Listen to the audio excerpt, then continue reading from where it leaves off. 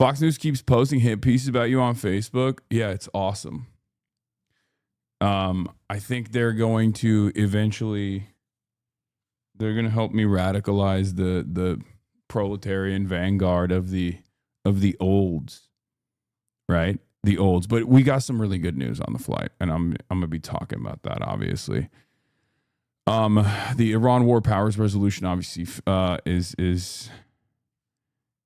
it failed in the House. We'll be talking about that. We're going to talk a lot about congressional ineptitude today. Seems like all this negative press is actually helping the left flank. Yeah, I think so too. I think so as well. There was a very fun Nation article that someone wrote that didn't seem to be all that like positive about me, but the article still came out cool in my opinion. But yeah, Trump versus Pope, new Abdul poll shows our boy surging. Trump wants Cuba next. Israel, Lebanon, ceasefire, ? 7 Senate Dems vote to continue sending bombs to Israel.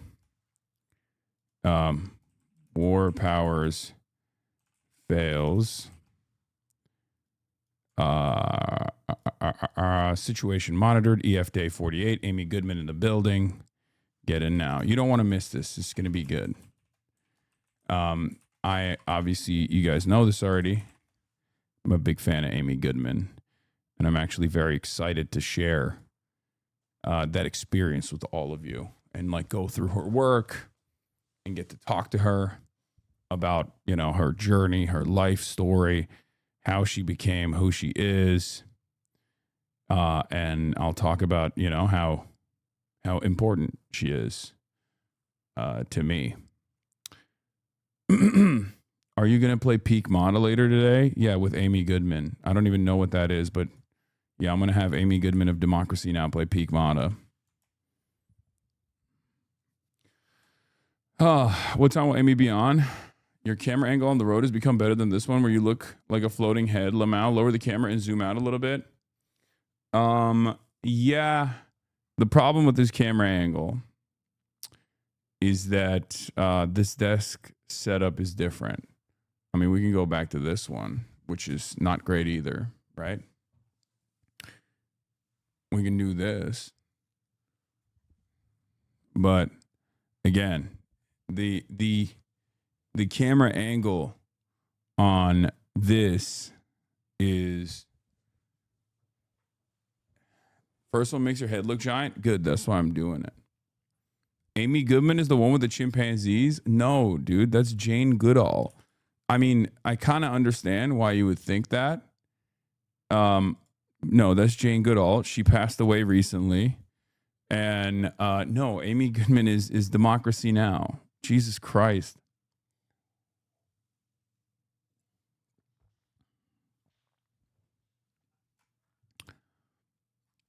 But yeah, I like the old style better. We can see the fried chicken bake in the back. This is a more professional setup. That's why I like this angle. That's why I'm going to continue this angle. Yeah, it's funny. You saw like an old white lady and you were like, damn. The left. Fox News has another clip compy on me. This time it's my queen, Laura Ingraham. We'll obviously be taking a look at that as well. Fox News put the crosshairs on me again. You know, another day, baby. Another day, another hit piece. The hits keep coming. And I personally like it. Maybe I'm a glutton for punishment. Maybe I personally think that this is not bad, but good. You know, the line of demarcation being drawn. People openly coming out and contesting this worldview, trying to disparage it aggressively. I feel like having this battle, having this conversation on the boundaries of a Twitch streamer is a good thing. because a Twitch streamer has a lot more liberties as opposed to a politician. A politician is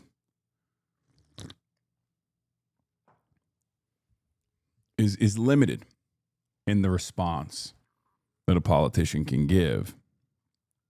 I am not. I talk for 8 hours a day. Therefore, I can talk and talk and talk. My Fox News brainwashed MAGA father probably hates your guts. Hard to get through to that guy. What is this? Hasan Piker is a heterosexual paid partnership. Yeah, I saw this. Yuck. I don't know. Is this a Benny Johnson meme or something? Like someone posted Benny Johnson as a heterosexual and it was a paid partnership. Is that why?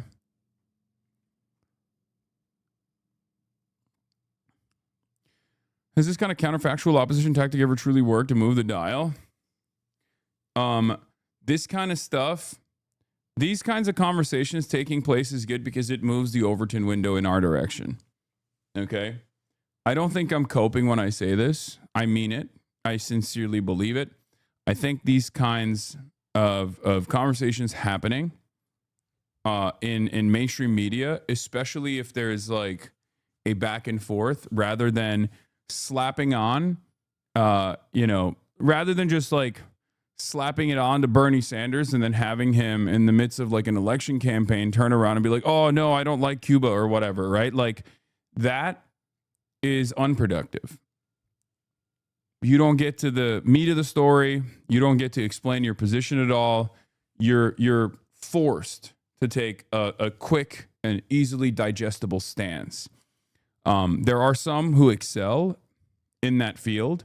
Zoran Mamdani obviously is very good at finding like liberal adjacent responses that are very fast, that get to the heart of the issue, and that plays a big role in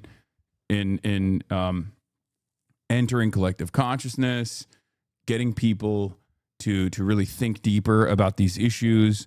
I sometimes have the ability to do that as well. Like I joke about it, but like the whole, I'm a lesser evil voter. As a harm reduction voter, I would vote for Hamas over Israel. Like that really pisses off conservatives, but they don't really have a decent message against that other than just going, oh, you're a terrorist, right? So, that's a really good, that is a really good conversation to have, right? And politicians can't do that. They don't have the bandwidth to do that. They don't have the time frame to do that. Yes, I heard the Northern Line cruise got canceled, dude. Please. I know. I got it. Okay. Jesus Christ. Oh my God. Okay. I'm trying to get a word in edgewise over here. And you're like, you have to, you're like one of the reporters on the press pool with the Pope. Okay. It's just like, hey, did you hear Trump said this? Trump said this about you. Trump's talking mad shit about you. Pope. Question about Trump. Are you guys doing drama? Like, okay, I heard the fucking Northern Line cruise got canceled. I'm devastated. I'm sorry. I was going to go. I was one of the secret guests, actually. Okay. So I knew about it already.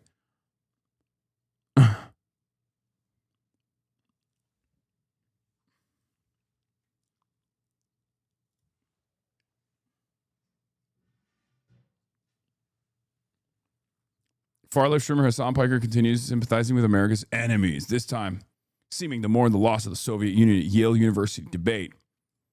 When I studied Russian, one of my teachers lived under Joseph Stalin. Every time the phrase Soviet Union was said in class, he would always say, thank God it no longer exists. Someone should explain to him that the Beatles back in the USSR was a parody. I'm not defending this guy at all, but in some aspects, his statement holds some water. The whole region fell apart. No one knew who had control over the nuclear weapons-grade uranium and plutonium and all the other conventional weaponry, and it took quite some time for all those new countries to get their feet underneath them. But I do not lament the dissolution of the Soviet Union. See, even, dude, if a MAGA boomer on Facebook comments, a MAGA boomer that is like responding to Facebook comments on the Fox News Facebook page, like is capable of comprehending the nuance of that statement, that's good. That's a productive conversation that's taking place. Okay?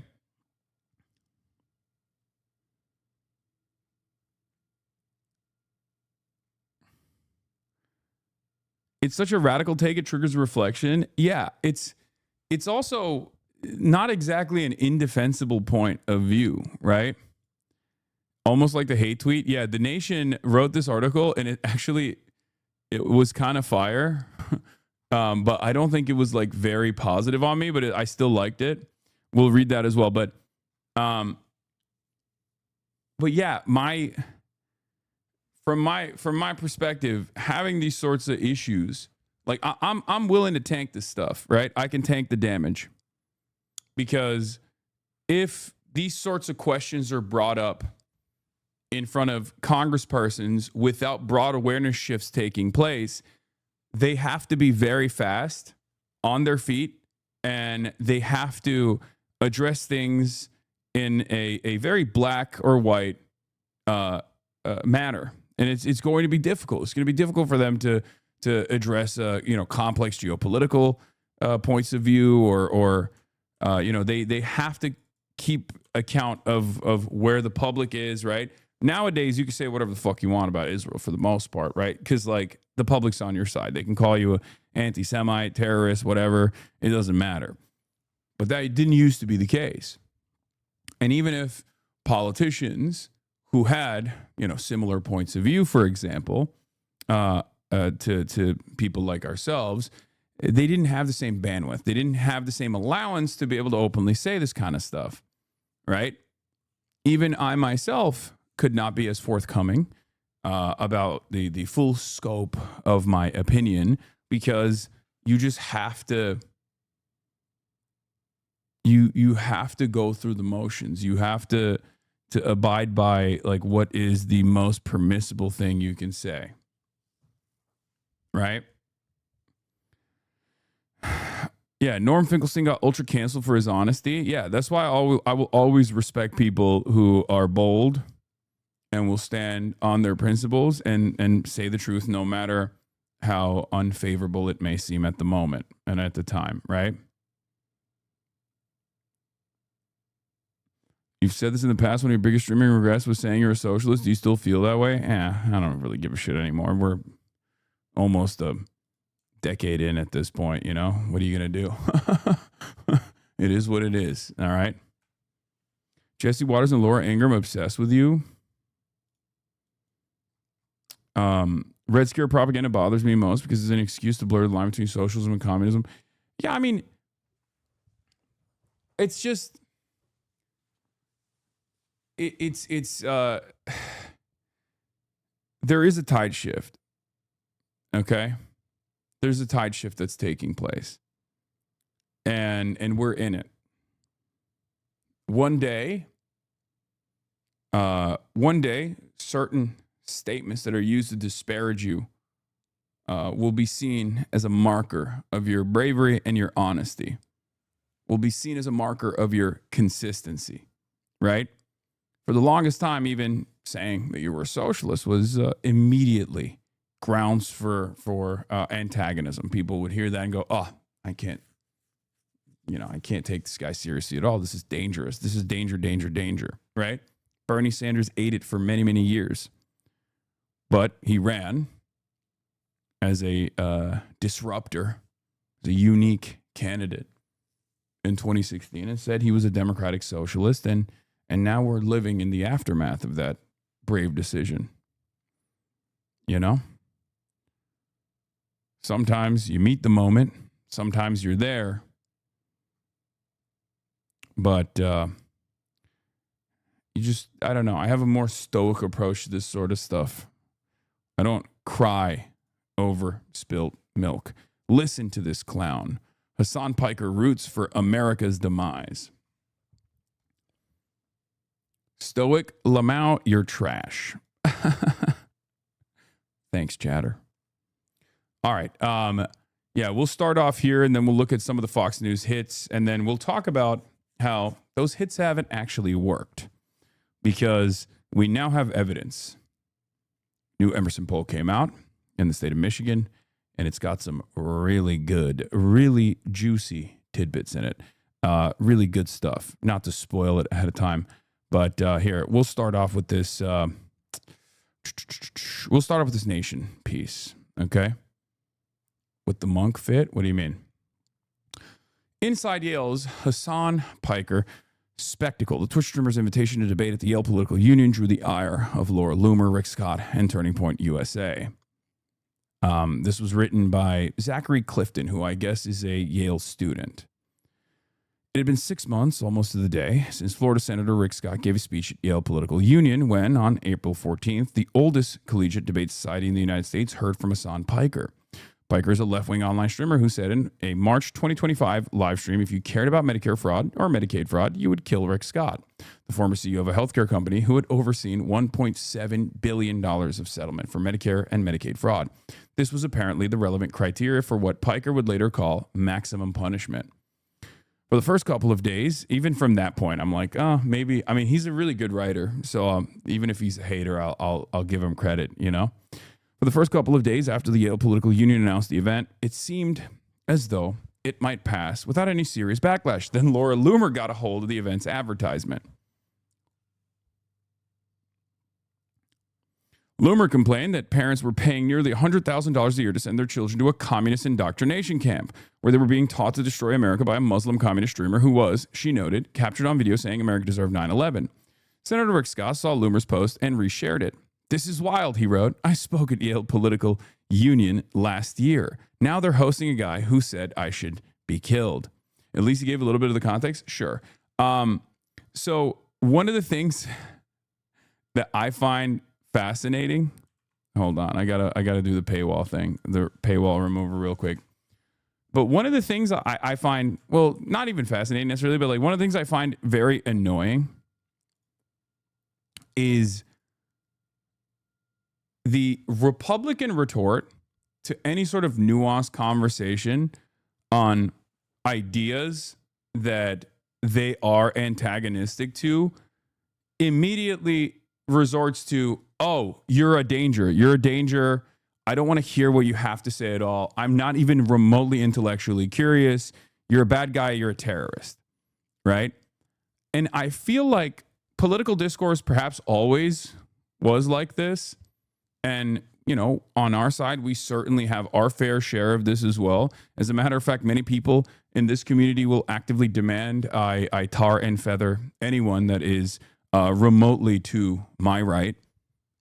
And I still try to maintain like a more decent, more open-minded posture that factors people's social conditioning and their background into their decision-making, into their ideology, and try to be as charitable as possible. However, like for a lot of these people that talk about debate, for almost every single person that says like, you know, they love debating, for all the debate pervertry out there and all the celebration of meeting interlocutors in the marketplace of ideas, none of it is about the actual ideas.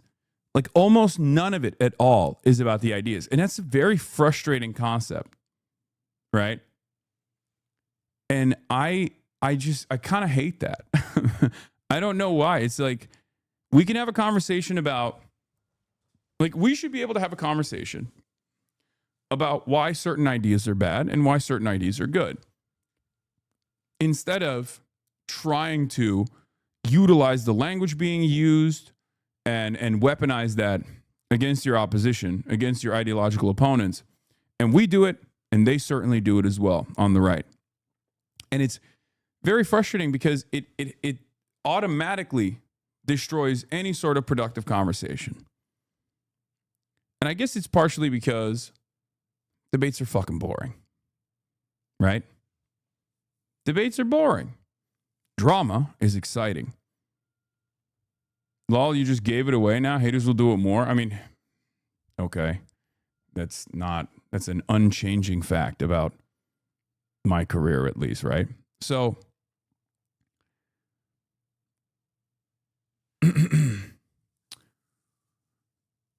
so that's, you know, I think Iran cast you in their latest Lego music video. That's a lie.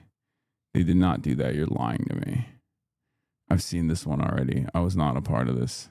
How dare you?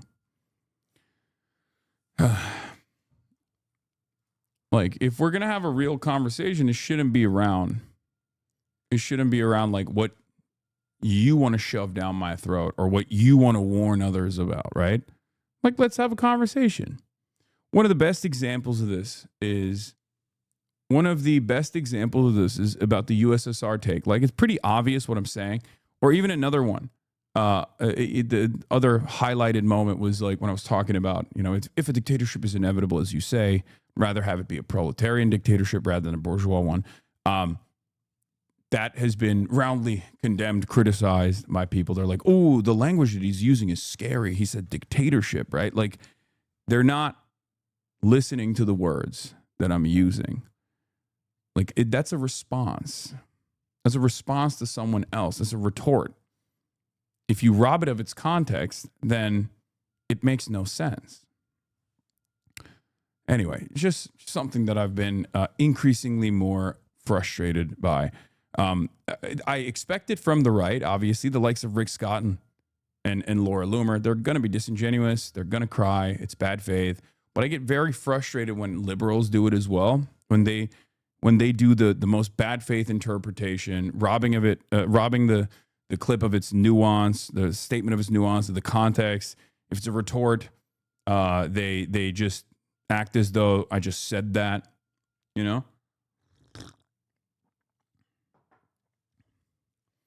In any case, this is wild, Rick Scott wrote. I spoke at the Yale Political Union last year, and now they're hosting a guy who said I should be killed. Scott called for action. Yale receives billions of federal government funding, he declared. President Trump and Congress need to immediately revoke it. Scott's words seem to imply that he wanted federal input on the Yale Political Union's debate docket. But the group makes those decisions independently of the university, and it does not appear that anyone defrauded by Scott's company was given any say about Yale Political Union's decision to host Scott last October. Yeah, Scott's victims that were defrauded in his Medicare fraud scheme should have had a say on whether or not he was allowed to participate in the Yale Debate Union, right? This spectacle, the announcement, the backlash, Scott's rallying cry finally made its way back to Yale when reporters at the Yale Daily News reached the president of the new Turning Point USA chapter on campus who called Piker's language anti-American and added, more pointedly, that it was antithetical to Yale's mission to promote free speech. Before the YDN had received those comments about what was American and what wasn't, who could have free speech and who couldn't, the discussion about the debate had been about Piker's past words, about Scott, about 9/11, about anti-Semitism. But the Turning Point USA chapter president had come along and added free speech to the spectacle. Then Piker weighed in. On Monday, from his stream, Piker scrolled through the Yale Daily News article previewing his visit to Yale until he reached the relevant quotes at the bottom. He read the words about free speech and anti-Americanism and said, Charlie Kirk clearly had enough respect for me. He wanted to debate me at Dartmouth, continuing, so I don't know what the fuck this guy's chirping about. On Tuesday, Piker began his 7-hour stream from a hotel room with distracting wallpaper in New Haven, Connecticut. It's true, the wallpaper was ass. He talked for more than 4 hours about the news of the day. Then around 6:45, he left and got into a car heading for the Sheffield Sterling Strathcona Hall. 400 students sat around me, eyeing the hall's exit door and back room entrance, longing for a glimpse of Piker's arrival. The crowd thought they had spotted him entering a few times and clapped for rank-and-file Yale Political Union members whom they mistook for Piker. Piker finally walked in about 20 minutes later after leaving his hotel room stream and was, according to a post by Stop Anti-Semitism, orgasmically welcomed by the audience. Piker on Wednesday reshared Stop Anti-Semitism's characterization of the crowd, asking, "Did you bust?" A question that was viewed almost 400,000 times. Piker's team, who had arrived before him, started a new stream that was being watched by 15,000 viewers. I don't know where they got this from, because that's not what happened. We were just streaming contiguously, and it had 33,000 viewers. Excuse me. The numbers are wrong. And would go on to be viewed more than 600,000 times. He passed. Hold on. Doors open. Yeah. Okay. He passed through one of the aisles and climbed to the stairs of the stage, finally settling in a chair between the Yale Political Union's president and its speaker.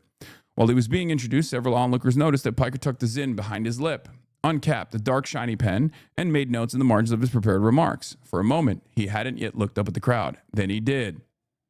I'm sad to see Senator Rick Scott did not make it. The stomping was almost immediate, as the applause had been when Piker entered the room and when he had been introduced. At the Yale Political Union, approval is stomping and disapproval is hissing. And on this night, there was a raucous, near constant demonstration of both, sometimes before the end of a sentence, sometimes before the sentence had begun.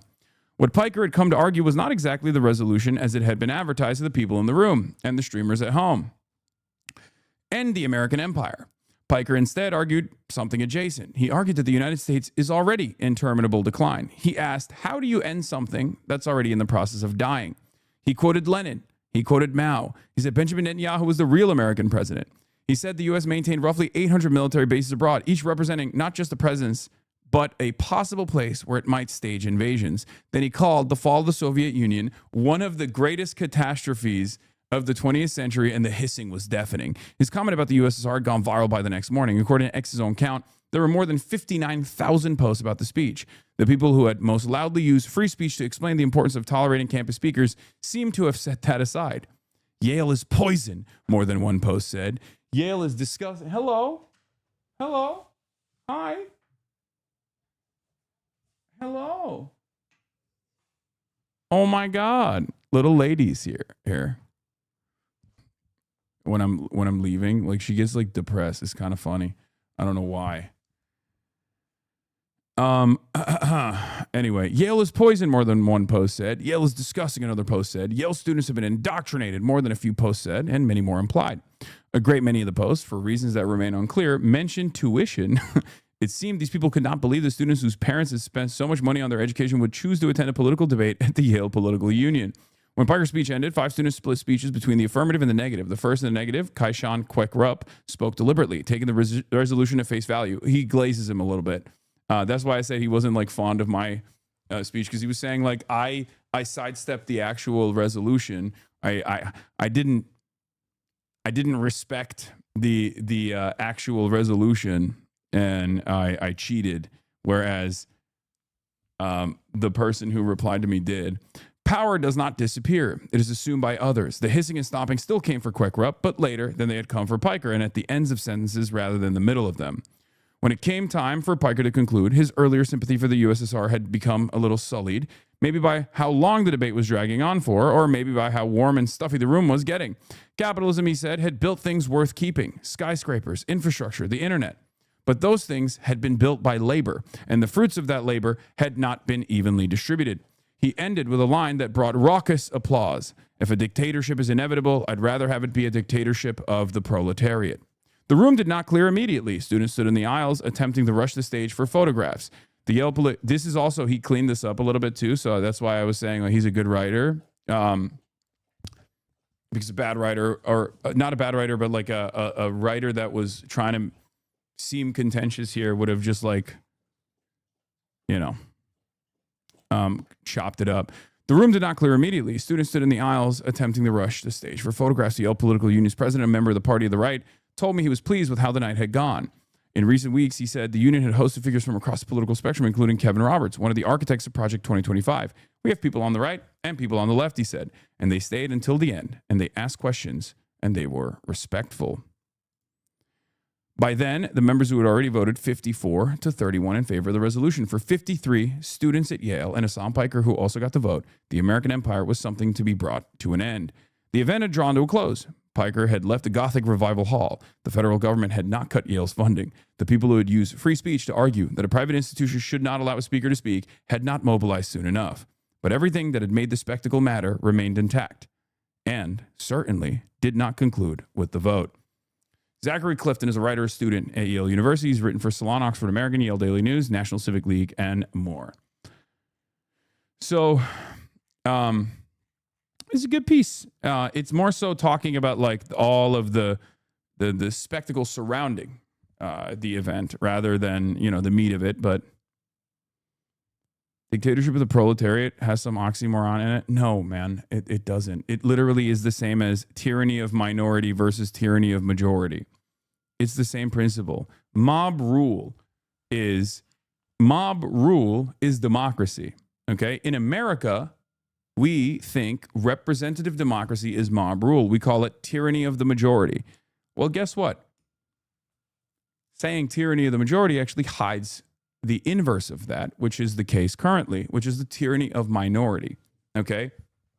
The positive way to respond to that, like the positive way to describe that, is just the democratic process, having true representative democracy, giving power back to the people rather than keeping it in the hands of the select few that have no interest in the people. Okay? That's it.